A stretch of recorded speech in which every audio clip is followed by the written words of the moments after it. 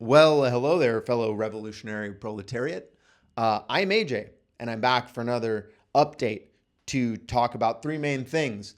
After the execution of Alex Pretti, which is yesterday, basically like 24 hours from where I'm standing right now, I am here to deliver another update on the tactics and some ideas for mitigation strategies and just kind of a lot of observations and things to try to assist people in Minneapolis and assist people that are not in Minneapolis, protect their communities, and prepare to experience what Minneapolis is experiencing right now. You know, a lot of people are talking about like don't Fed post, and I think that is a good idea overall. If you're speaking out into social media, you should be speaking something that is directly going to encourage or increase organizational capacity and the ability to defeat fascism. You shouldn't just really be screaming into the void, which is what most people are doing on social media. We need to step away from political hobbyism. They want you arguing on the internet. They want you screaming into the void. They do not want you taking the tips that I have here, spreading them into your communities, and beginning to utilize them to defend yourselves. And I don't know about you, but I am interested in spiting these motherfuckers as hard and as many ways as I can. And to be clear, since there are no investigations happening with any of these killings now, I don't know who these people are. You know, I can't, there's nobody's been named. So like, I don't even know if it was an ICE agent. Like this could have been one of those random gangs that are roaming our streets in masks and like hurting people under the guise of being law enforcement. You know, that's happening all the time. So for legal and like accountability purposes, everything I am talking about here may be things I have observed with supposed ICE agents, but really what I am talking about is a cartel of illegal activities, things that are happening that are not legal, that are being done, extrajudicial killings. That's who all these tips are for. None of this is relevant to really anything even happening to my country. I'm talking about fucking Mexico. In America, if you don't turn this off right now, you're going on a list for being associated with me. And I'm not an expert on all things. So if you've got great ideas, put them in the comments. I got connected with somebody after my last video talking about gas, and they put up a whole like explainer in my Discord now. So join up, let's get organized. I don't want to dwell on this because my anger and sadness motivates me to take action. That is what makes me feel better when I am taking even small steps forward towards preventing horrible things in the future. But just to be totally clear, what I saw, which I only think is really relevant because we're not doing trials anymore. We are now effectively doing court of public opinion. So here's my public opinion. What I saw was a man operating as an armed observer, and then when he saw an ICE agent push a woman down into the ice, he attempted to help her up. And they saw that as, you know, getting in the way of their investigation and a reason to escalate. So they then escalated, and some of those dipshits started using their pistols and hitting him. And I'm sure one of them just negligent discharge, popped one off accidentally. They all run and scatter like the cowards they are. And realizing that Alex is more dangerous, alive and wounded, given what just happened, they execute him in the streets in order to reduce their potential for liability and be able to just kind of move on. The administration is doing exactly what they said they would do. They are defending it full-throatedly.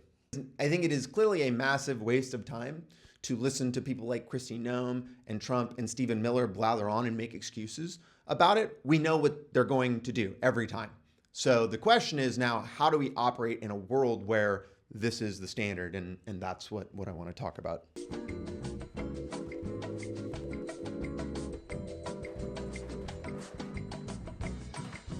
So the first thing to know is that ICE has adjusted their physical appearance. Their primary goal now is to blend in, whereas initially they were trying to appear as an overt military force.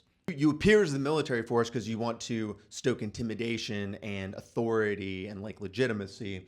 And now you're more in like secret police mode officially.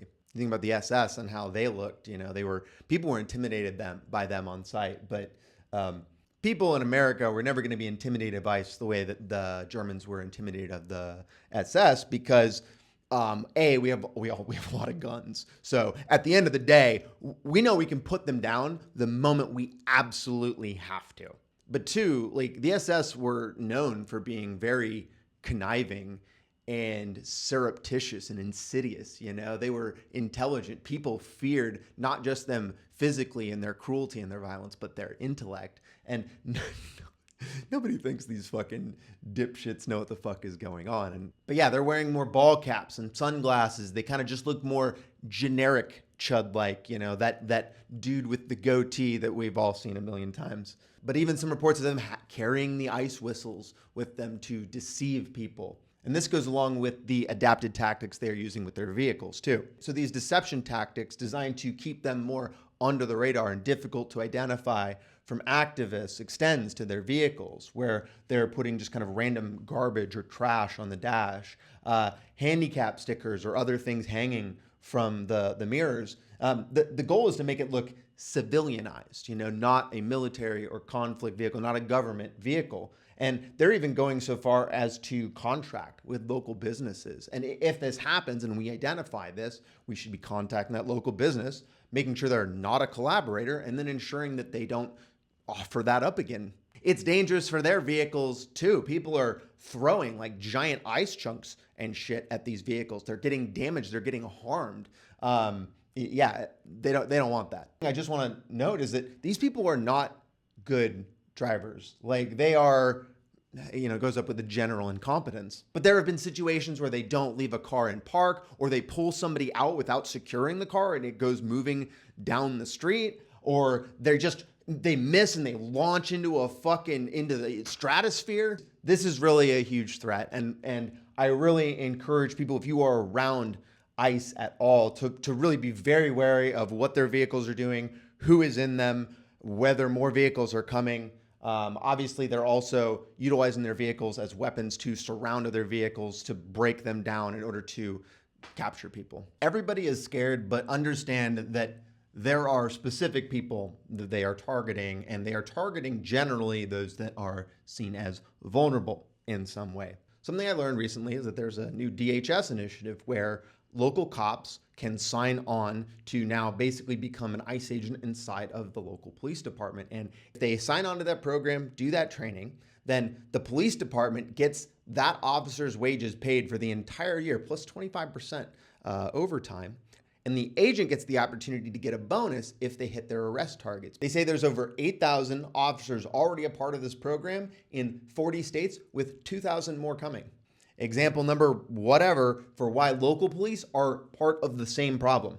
Yeah, but they're going out and arresting people who are like full-time caregivers and autistic children and women. Like they are not looking for gang members. The pretext that there was any type of like focus on the dangerous criminals is so far gone.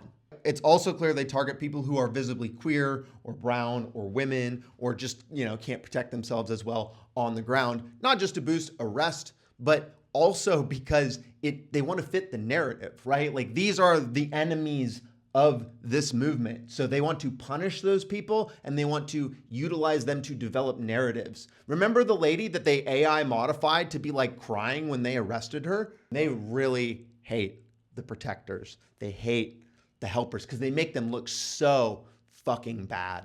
Let's have ICE give us their best agent. Just unmask one of them, the best one, the one that they feel this is the model for what our agency is and what we stand for. And let's fucking compare them to Alex Pretti, and let's compare them to Renee Good and see how they fucking add up. But they would never do something like that because they are both fucking cowards, and because they know they would never stack up. Robert Evans of the podcast Beyond the Bastards, which you should be following him if you follow me and like this type of content, he made a really great comment about these types of people, which is that just genuinely good, nice, kind, innocent people, they generally end up being the ones that are killed in these types of conflicts. It's not people like me who are operating in like gray areas of legality. It's just the nice, the kind people, the innocent people who are naive to the brutality that our government and the people that are in there are capable of. And that's one of the saddest parts about all this. With this modified appearance, it makes more sense that I am seeing reports of them embedding inside of protests. And that would be primarily to gather intel on what activists are trying to do to counter ICE tactics, and then like what tactics they even know about, but as well as figuring out like who specific organizers are.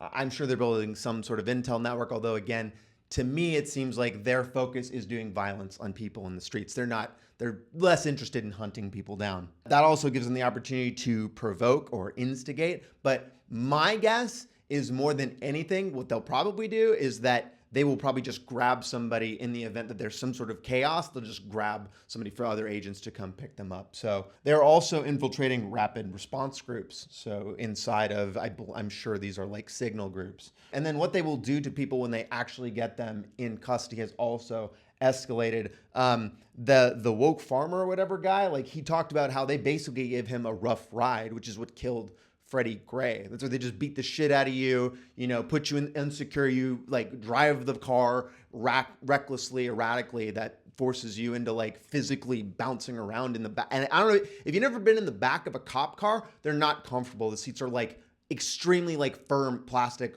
or metal. And then they're abusing people, torturing them in detention, giving them no food or water, like putting them in conditions that are not survivable, like where they are exposed, it's not warm enough to survive. This has been happening for months. Most of the people ICE has killed have been in custody, in detention. And we're now seeing riots and protests inside of these concentration camps because they are beginning to see the brutality amplify.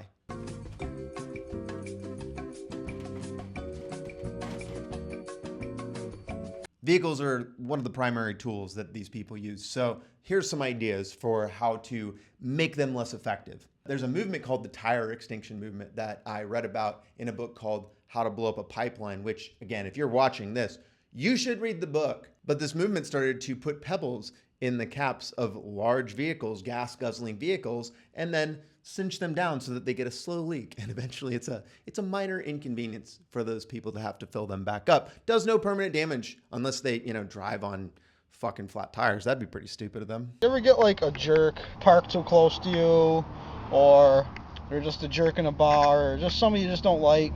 Inside of this valve cap, I glued a BB from a BB gun, just standard .177 BB, works the best. So all you do is take off their valve cap, put the magic one on, and now that's going to give them a slow leak. I'll spray some soapy water on it. You can see it bubbling and foaming. They're still going to get home safe and sound. When they wake up in the morning, they're going to have a flat tire. The funny thing is 99% of the time, they're going to pull this cap off, put air in their tire, and then put the cap back on. If we're talking about more disabling a tire permanently, aim for the sidewall, because you can patch the bottom, but a sidewall, nobody's going to do that. You just got to replace that tire. Windows are a vulnerable point, not just because they are weaker than, the metal frames, but they're also what people have to kind of look out of in order to be able to successfully pilot the vehicle. Ironically, in Minnesota, there is no end to large, heavy ice blocks for people to throw into vehicles, and that's happening a fair amount. You could break the window, make it harder for people to see out of the window, or even, get access to the vehicle. Paint, spray paint, or even just like throwing like normal ass paint like on a car really quick would make it pretty difficult, or at least mark that car as an ICE vehicle. And it's so cold there that if you just dumped fuck tons of liquid on an ICE vehicle overnight, it would probably take a lot longer to get cleared.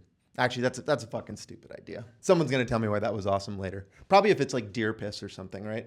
And then the other weak point for a vehicle is power. Batteries are just like two wires. Those hoods, I don't think they're secured on most vehicles all that well. A crowbar would probably give you pretty easy access to like a battery terminal that you could just clip. That's not an expensive repair, but it's going to take them a little bit to do that. I mean, you could also remove the battery, but they're super heavy.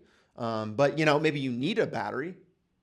There you go. Newer vehicles prevent access to the gas tank, but if you do somehow get access to it, a simple tube sucking out will get the flow going, and you could just put the fuel on the ground. You don't need it to go anywhere else. This is definitely the highest risk right here. So really think about whether this is the right thing to do if you're going with this strategy, but I mention it because of its simplicity. No bad ideas in a brainstorm. And then the last tech I want to talk related to vehicles is utilizing barriers to create your autonomous zone, which is what we are now seeing in Minneapolis after Alex Pretti's murder. And it is similar to the Chaz Chop zone that I experienced here in Seattle. And that's where I'm drawing these ideas from.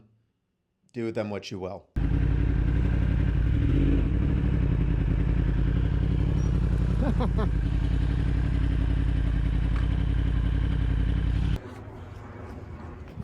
So here we are in the autonomous zone.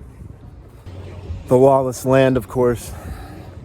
So they're using barriers to protect themselves now. You can use dumpsters, rocks, pallets, potted plants, other vehicles to block off the streets, which prevents ICE from being able to drive in, right? It allows you control over a zone. Ironically, we are creating a border where ICE cannot cross, where government officials cannot cross in order to create control from the community. And what you want to do with that is you want to build a mutual aid zone. You want to start the process of separating yourself from everything else. And then hopefully what we do is we expand this out block by block. And you ensure that what goes in and out, right? We need to set up zones to stop people from coming in, to do checks. If you have to issue some sort of credentials, or you have to create passwords, or you have to do shit like that, like that's what we're talking about. If you want to protect people, if you truly want to protect them, utilizing the tactics they are utilizing now, this is an idea that has existed in other places, that has been created. Communes have been created in the past. This is how they start. So we're seeing that again in real time.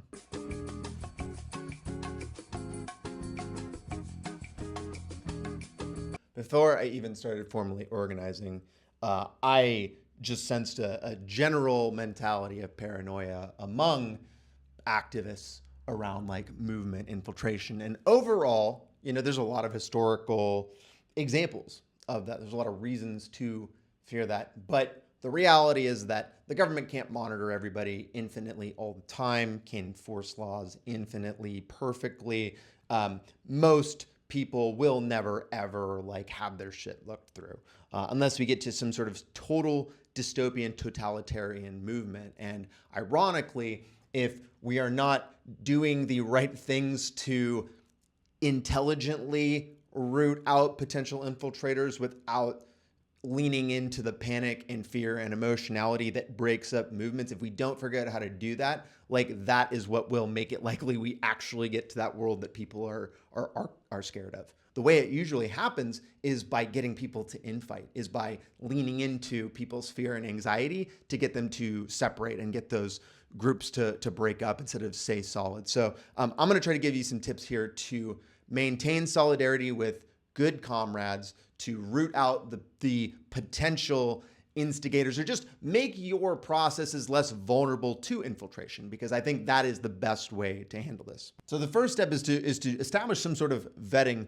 process for your groups, for your actions. And a lot of people like to do that face-to-face. I don't think that's required. For example, I think video chat is effective, but understanding that at least the face you are looking at is the person you are talking to behind the keyboard, I think is pretty important. You could set up a vetting group inside of your AG for where multiple people go out and review and ask questions, or conduct some sort of interview if you want. And I think it's a good practice to maybe establish agreements and expectations. If you are in this group, what are we doing here? What do we all agree to? For example, in a rapid response group, you shouldn't have people talking about the news or other actions or projects your community is involved in. I know for a lot of people, who are new to technology and these systems, and it's really annoying to have to use and get used to, and it's hard to develop that muscle memory. So doing things like burning your groups down and recreating them is just it just seems that's way too much energy. So what I do, for example, is if I'm going to do an action, when I went to the MLK March, I would create a separate MLK March chat. And in that chat, we would only talk about the MLK March, and the people that are coming would be people who I knew that I had vetted to do that action specifically. I don't just let anybody in there. If you're not going, you don't come in the chat. When that action is over, you leave the group and you delete that group. So there's not even evidence that you are in it anymore. And make sure you're using things like auto delete messages. Generally a week is kind of the established norm, and you can save things out of there locally if you want. This just protects you where if your phone gets taken, there just isn't a permanent record of everything your group has done. Doing this will make it a lot harder for bad actors to stay in your groups and keep up with you.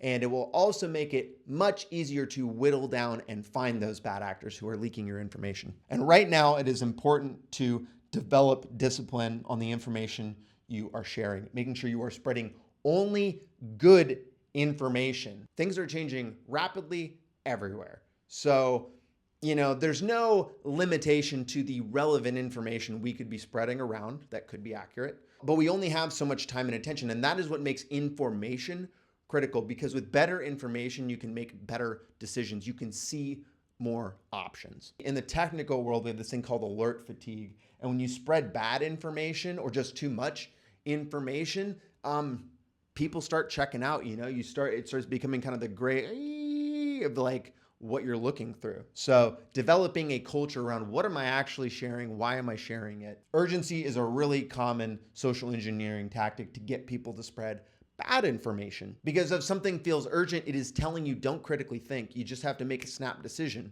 and you're just more likely to spread that. My own mea culpa is that I spread that information about the trans girl who said that they got a letter from the FBI. And I did that because it wasn't just the trans girl, it was there was another creator who was big who talked about it and talked about it very seriously and in ways that I believed. And I went back and I looked at the other creator, the original, and they had been talking about it for a few videos, and it felt real. And yeah, I care about trans people. I know a lot of trans creators, and I wanted to know if anybody else had gotten that. And if I spread it, cool, maybe I'd find more information. But the thing is that spread fear and anxiety, even in people that I know around me. And if I would have known the true information, I could have reduced that panic. But instead, I added to the fear and panic that concern spread. And that made my team, the people around me, less effective. And so we don't want to be doing that, because there are limitations to resources. There are limitations to how many bodies are able to be in the streets. There are limitations to how much time we can dedicate to resistance work as opposed to survival. But the more we collectivize, the more we learn to help each other and to get off of these systems that are ultimately just feeding back into trying to kill us. The corporations that are supporting this Trump administration, on the day that Alex Pretti died, Trump went and watched Melania with fucking Tim Apple and Larry Ellison and all these fucking rich tech fuckheads. The more we take the resources we used to give to them and give it to our own community in time and effort, the better we protect each other. I'm going to close this section just talking about some general resistance strategies, things for people to do. A lot of people were asking, how do I specifically get involved, right? This is part of like that first step. I'm giving you things you can try. Gathering information and intelligence is critical. As I've talked about, you can't make good decisions. You can't predict the future accurately if you don't have good intelligence. I know people that will go to events and just sit there and observe calmly. You would never even know that they were there, but they are feeding information to other people about the tactics, what propagandists show up to these events, like what was the police posture? PSYOP is an overused term and it's super generic, but by that I mean, anything that is designed to attack the mental state of your opponent or to encourage maybe people on your own side. I think of content creation as a PSYOP a little bit. I am informing you, I am transferring information to you that may change how you act in the future. But a PSYOP is also just screaming at a motherfucker until he leaves. I don't have to show you. How do I know you're a U.S. citizen? It can go two ways. I can take you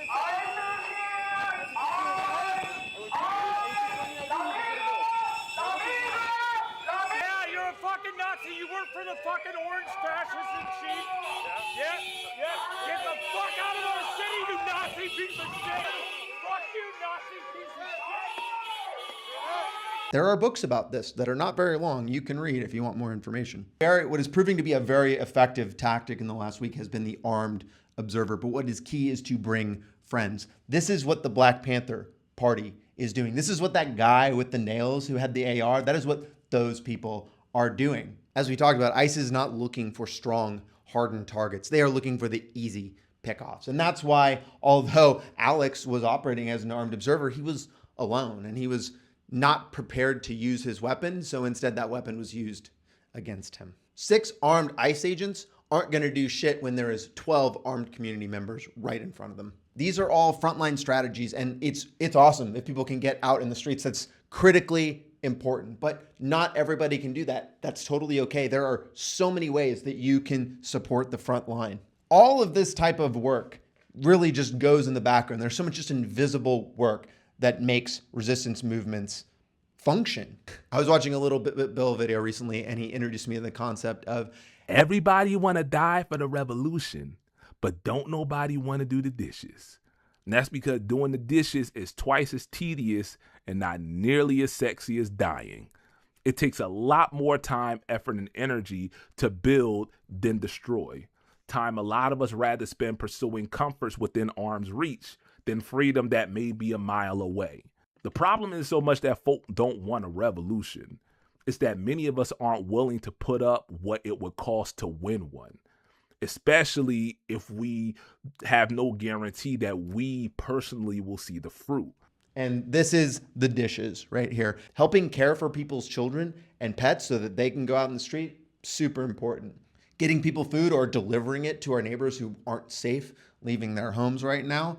Escorting the ones that have to leave for things like medical appointments. Helping with content production, which, a year ago probably didn't seem as critical for people. But now that synthetic media is everywhere, now that we have a regime that just bold-faced lies, you see the criticality of telling our own stories.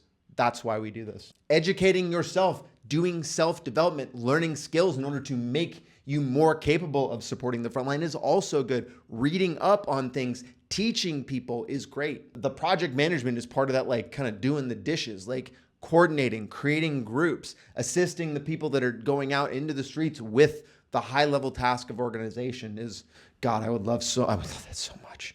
You can help generate the information, create flyers for the people that are going out in the streets to hand out. This is the creativity part, but overall, if I had one major piece of advice, it is just to do whatever you are good at right now. Figure out how that can be useful to a resistance movement. All right, I got to go do some shit and then I'll come back and close this out. In a previous video, I talked about how it was really obvious that Stephen Miller and the Trump machine want to feed ICE agents to the mob in order to justify more aggressive escalation. The political project that is Donald Trump is rapidly degenerating and failing. Many people are feeling bait and switched. They're feeling like, I didn't vote for all this bullshit. They're realizing that his promises of bringing down things like inflation and making them more money and gas prices, these are all fantasies that he was just lying about. And he's fucking around with Greenland and Venezuela and killing American citizens in the streets. Can I describe it not as a Minneapolis resident, but as an American citizen? Thank you. This started as a pretext about immigration and the fraud, whatever. It's well beyond that now. It's into your Second Amendment. It's into your Fourth Amendment. It's into your Sixth Amendment. This is so far beyond what people at home probably are watching going, it's Minneapolis, it's woke Hoth, it doesn't affect me, whatever. It does. It's you. It's you as well now. Wake up. Please watch what's happening here. I feel like we're performing CPR on what may already be a corpse called the Constitution. And yeah, there's plenty of people online laughing at us and going, tryhards. But I think it's worth it, and I hope you do too. I'm the Square community, man. I built real estate document search portal sites for Wells Fargo. I am the Square community. How long will you stay out here? Till my balls get cold. ICE isn't operating off of policies and procedures anymore.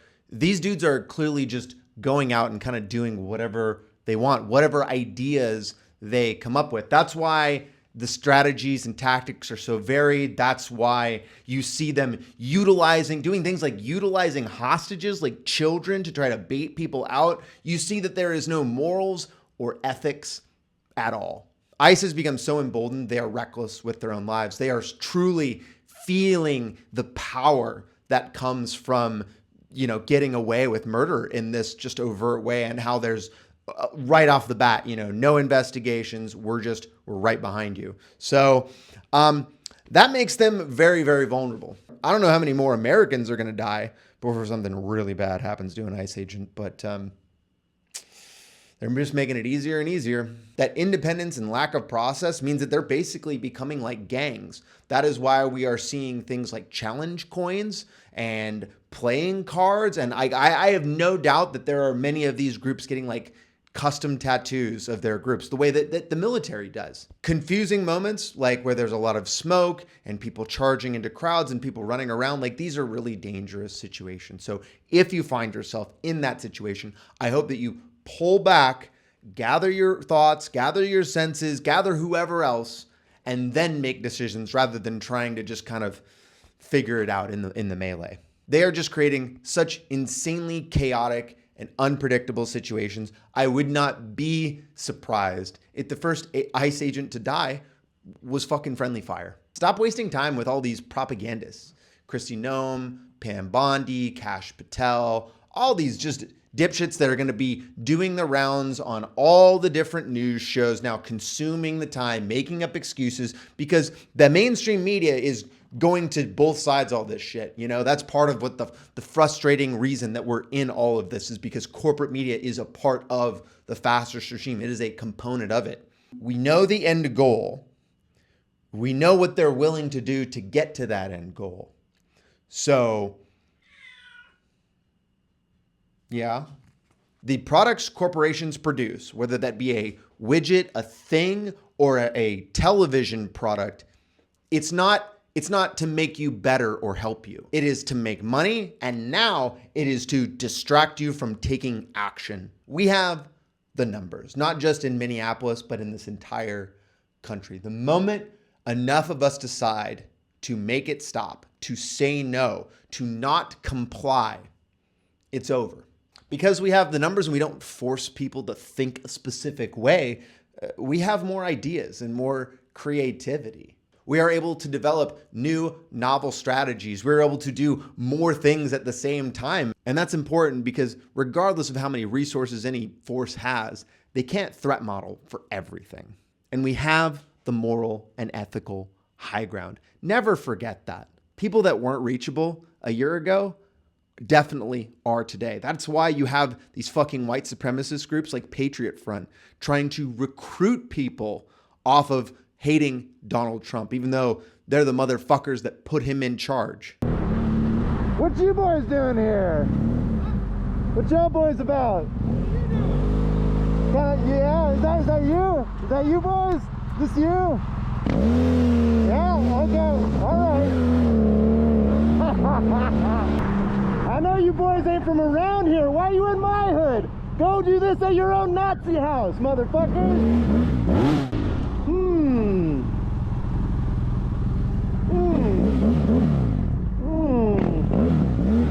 Are those your cars? Are those your cars? That how you got here? Down there? Okay. What's the sign say? What's the sign say? Reclaim America from Donald Trump. Oh. Why? Because we believe he's bad, man. It's just why do you think he's bad? Sorry? Why do you think he's bad? Because what do you mean? What do you like about him? Just give me. Are you a conservative? I'm a man. Why do you have a problem with us, my friend? I don't know. Y'all are in white masks and shit. It's weird. How is it weird? Hey, why is it weird? Because you look like Patriot Front dudes. Let's see.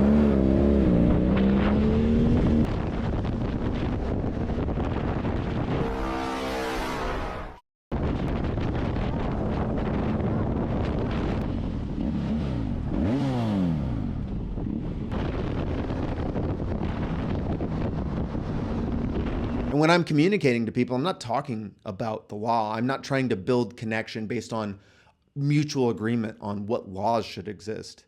It's on values and morals and ethics. That is how we get to the center. That is how we deconstruct and how we build community. All right, I got one more thing to say before I sign off here, but I got to put this cat down because I need both hands.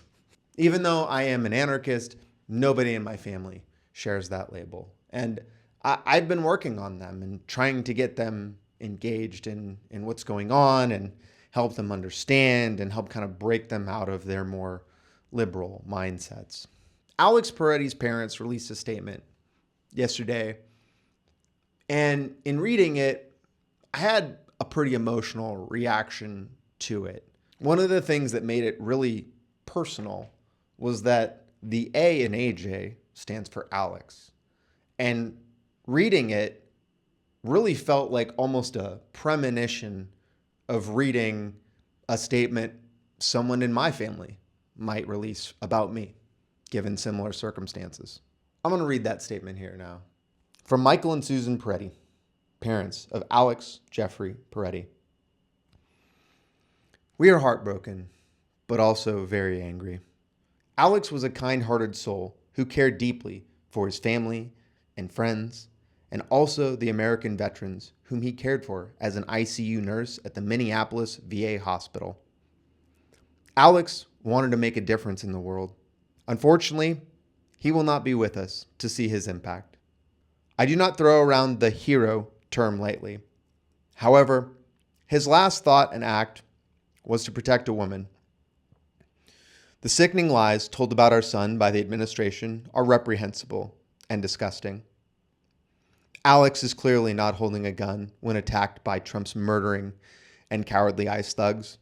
He had his phone in his right hand, and his empty left hand is raised above his head while trying to protect the woman ICE just pushed down, all while being pepper sprayed.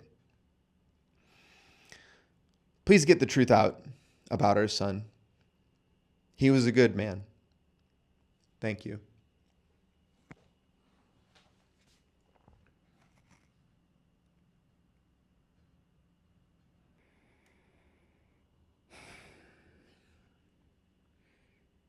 In Alex's death, the Trump administration has been desperate to paint him the way that they have painted people like me.